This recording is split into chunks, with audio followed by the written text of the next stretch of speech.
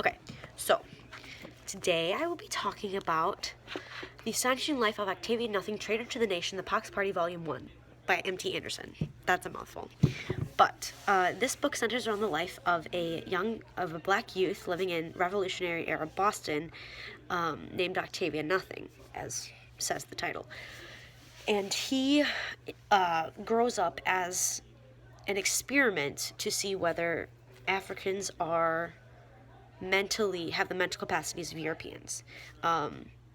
Obviously, it's European white guys who are running this experiment. And so he grows up in this environment where he learns a lot, and they try and treat him as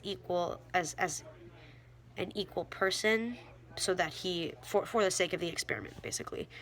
And eventually he escapes this when he's about 16, and he goes and he joins the Revolutionary War effort, not out of necessarily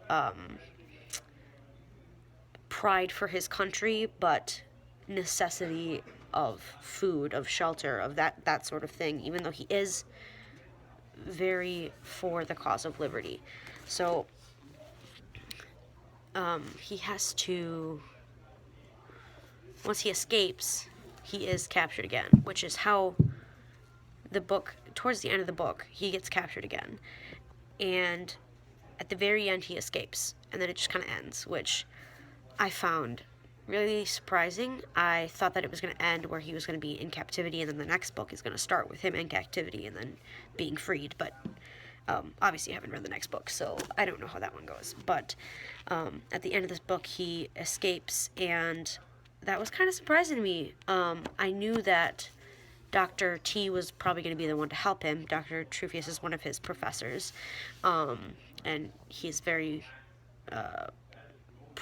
pro-abolition throughout the book, so it makes sense that he would be the one to free Octavian. I really, really loved the way that this story was written, because it's very interesting as you go through.